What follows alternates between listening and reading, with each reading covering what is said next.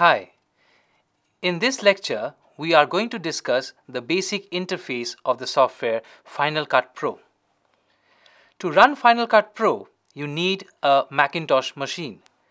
Since Final Cut Pro, as we discussed in the earlier lecture, that it was developed by Apple, you only need an Apple computer to run Final Cut Pro. Let's run the software.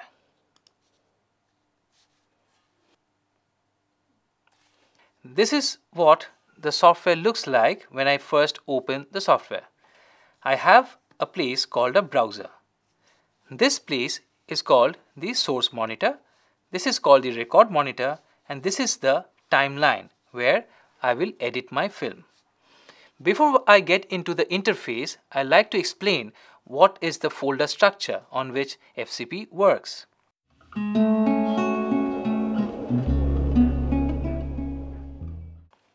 Let's go to the hard drive.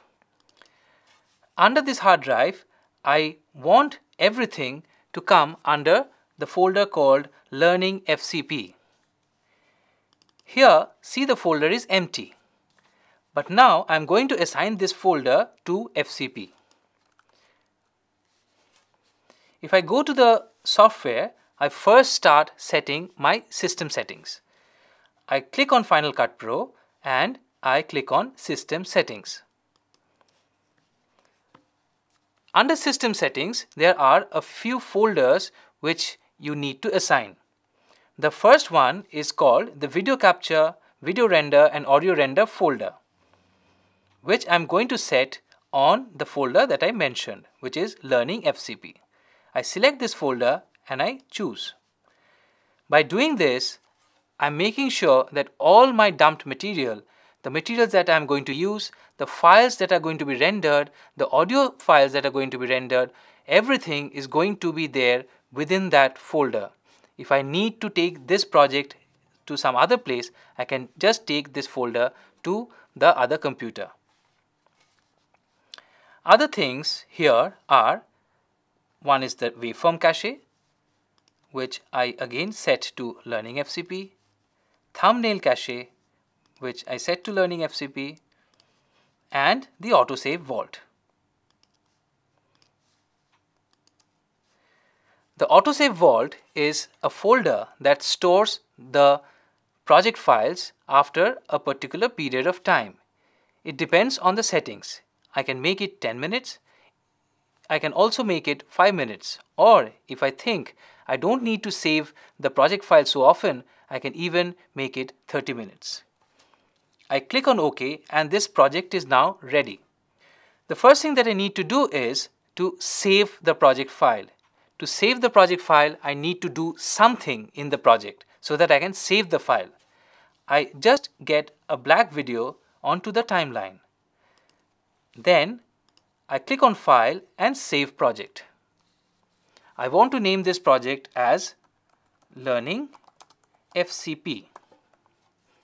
And I want to keep this project file under the same folder. Now let's go back to the hard disk. This folder was empty when I last showed you, but now this folder has got a few more folders. One is obviously the project file that I just saved. The other ones are called the audio render files. Any render file that is going to come from the audio track is going to be stored on this folder. Capture Scratch is a folder that keeps all my video files that I'm going to dump from my DV tape or from any other VTR or from any other sources. Render files keep the files, the video files, which are rendered on the timeline. That is, since I'm following non-destructive method, the files that I'm going to manipulate, change, add transition, effects or anything on the timeline, these files are going to be rendered and these will be stored within this folder. Let's go back to the software.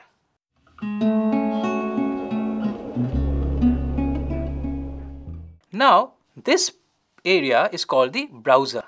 This is where I import my files, and when I successfully capture files from the DV tapes, these will come on this browser window.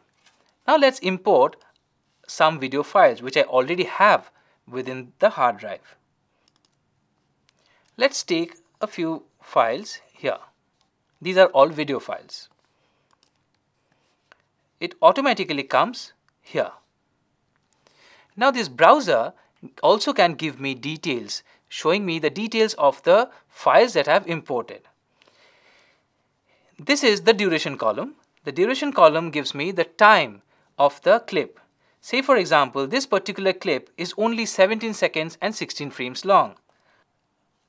This is the TC count. We'll talk about time codes in our later lectures. This is the frame size. This is giving me 1920 by 1080. 1920 by 1080 is HD resolution. In the first lecture, we have discussed about HD resolution and standard definition resolution, which is 720 by 576.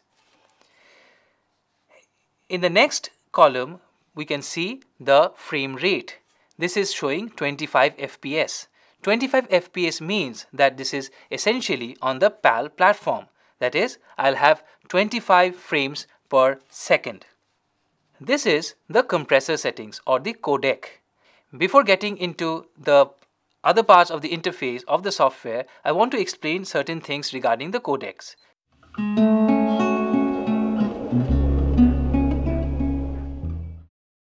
Here I have imported a few files which are showing me Apple ProRes.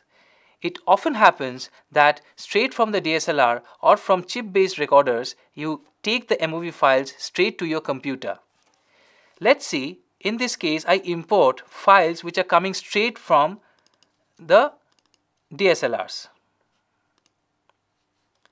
See here I have the same files which is native in nature. I choose these files and here you will see it's showing me H.264. H.264 is not an editable codec. H.264 is called a distribution codec, where I do not store information for each and every frame. This becomes a problem when I start editing with these files. Your computer will get slow and after a point of time you won't be able to work on the video files. It's always better that you transcode these files onto some editable codec. Apple ProRes is an example of an editable codec. In the later lectures, we'll show you how to log and transfer H.264 onto Apple ProRes formats. The browser also gives us other information regarding if it has audio tracks or not. If it has got audio tracks, how many tracks of audio do we have here? Next is the source monitor.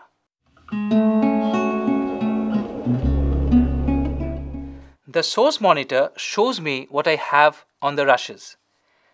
Let me click a particular shot. This is my raw footage. On the source monitor, I can drag the playhead anywhere I want and I can randomly access the rushes on the source monitor. On the top of this, you will get a few more buttons. This is the zoom button, that is, if I want a 400% zoom of the image or if I want to fit the image onto the window that I have got. Okay. If you want to get into the details, see I'm working here on a smaller space. If I want to see what actually I have, I can opt to zoom into the image and I get into the details if I want to look into what I actually have here. On the right hand side, we have an option where we have settings like image and wireframe and only wireframe. When it's set to image, I only get to see the image and nothing else. If I click on image plus wireframe, I get a wireframe. With the wireframe, I can move the clip here and there if I want to. But we will explain this later when we will talk about keyframing and effects. Apart from this is an overlay option. This is very useful when you are working on a project. Say for example, the title save option. Let me switch off the wireframe. Yeah. This is the title save option. This is a marker on the image which tells me that the safe area of the image is limited to this area only. This is the title safe option, which means that if I am placing titles, say for example the name cards, the subtitles, everything should be within this box. This is the safe area. On any television set, this will be within the image area. This outer square is called the action safe marker, which means that this will be visible on a television set, but this will be at the edges. So be careful. If you want anything interesting or if you want anything important to be seen on the image, make sure that it's within the given box. Outside the box, this is the area which I'm not going to see on a normal television set. Make sure that your entire image is within the given area.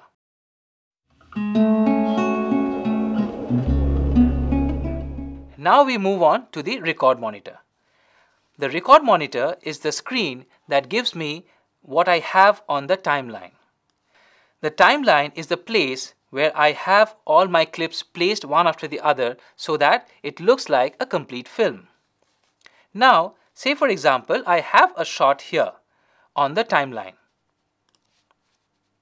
I can see this image on the record monitor, which means that I have this on the timeline. Now if I play back the timeline, this will play back the clip for me on the record monitor.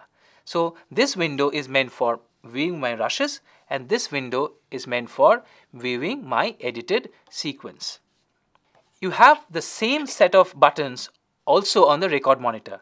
That is, you have the zoom option and you have the wireframe option. Now on the timeline, I have various buttons. Here on the left hand side is called the video button or the video layer. I can have multiple video layers if I want to. For adding video layers, I just right click and I click on add track. If I do so, it will add a video layer for me. And on the audio track, I can similarly add audio tracks if I want multiple tracks to be there. Please remember that if you have something on video track 1 and if you add something on video track 2 and when you play it back, at this particular point you will be able to watch only video layer 2. So anything and everything that is below a layer, only the topmost layer is visible. Now let's go to the tool palette.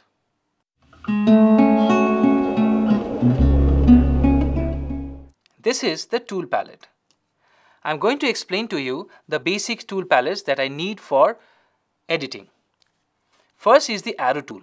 Arrow tool is my neutral tool. That is, in any mode, I always choose the arrow and I can do selection and enabling the monitors and selecting clips and so on. This is a special arrow tool called the Select Track Forward tool. When I click on this, I get a right-sided arrow. If it's a single arrow and I click here, this will select the video track on to the right of this arrow. If I select this on V1, this will select everything to the right of this arrow. If I do the same thing with the audio track, it will select the audio track to the right. Similarly, I have other options here. I have the left arrow option. This will select everything to the left of this arrow, and if I am working on the audio track, this will select everything on the left of this arrow. If I am trying to select something in between, it will obviously select the entire track, either video or audio. I also have a double arrow tool. The double arrow tool selects everything to the right side. So if I click on this particular clip, it will select everything because I am at the middle of this clip and all the clips here are placed to the right of this particular arrow. Now if I take the left arrow, this will select only this clip because this clip is placed right of the left arrow tool. But if I click it here, it will select everything to the left. So this is basically a selection tool. Next is the razor tool. The razor tool is a tool used for cutting the shot on the timeline. Say I want a cut here on the playhead. So I just select the razor tool and click here. This cuts the shot in two parts. Remember, I am following the non-destructive method of editing. So something that I am doing on the timeline is definitely not affecting my source files. My source files are intact and they are placed as it is on the hard drive. The same happens with audio. I want to cut here, I can do it with the razor tool. But if you look carefully, I am only cutting one layer of audio and video. But if I take the multiple razor tool and if I take it here and if I click it here, it will cut all the layers that is falling vertical to that position. If I click here, it will cut all the video layers and the audio layers. Now if I take the arrow tool, I can select and make this separate. Next is the zoom tool, which is here. With the zoom tool, if I click, I can zoom in. That is, I am going to the details of this timeline, and I can also zoom out. On this particular palette, I also have a hand tool. A hand tool is basically used for taking the timeline to the left or to the right. One very important tool is the pen tool, which is the last tool on the tool palette. This is called the pen tool. A pen tool is used to manipulate the keyframes on the timeline. What are keyframes? You have on the left hand side corner a keyframe active button. That is, as soon as I click on this, it will give you a rubber band. This black line that you see on top of this clip is called a rubber band. This is basically the opacity handle. Opacity handles are meant for reducing or increasing the opacity of the particular clip. Now if I add keyframes here and I drag this down, this will give me the effect of a fade out. This is done with a pen tool. With this pen tool, we can also manipulate the audio levels. So if I add keyframes here and add keyframes here, I can drag the key points down and this will give me the effect of a fade out. We will explain pen tool, the functions of pen tool in our later lectures.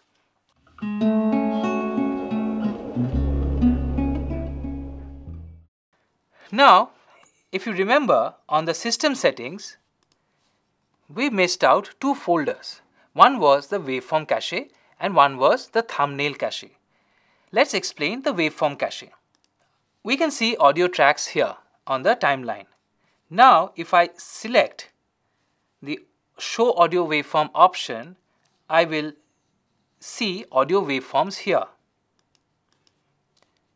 This means that I have loud sound here and I do not have such loud sounds on this particular part of the track. But remember that these are all created images. Waveform, the thing that I see here on the timeline, are images that are created by the software. And since they are created, it needs to be stored somewhere. Waveform cache is a folder that stores all these images of audio waveforms. Similarly, if you see here, at the beginning of every clip, I have a freeze frame of the clip, the starting frame of the clip. Every time I cut it, I will get a new frame, which makes it easier for me to understand that this is the beginning frame of this particular shot. These are the images that are created by FCP and are stored in the folder called thumbnail cache. So the more number of shots that you have on the timeline, the thumbnail cache folder will be heavier in size. So if you want, at any point of time, if you want to free space from your FCP project, you can delete the thumbnail cache and the waveform cache folder anytime you want. FCP will recreate these files all over again. This will give you some space to work on. This is all for this part of the lecture. In the next lecture, we'll start with log and capture. With the log and capture, we can get materials from the DV tapes straight onto the hard drive, and we can start our edit.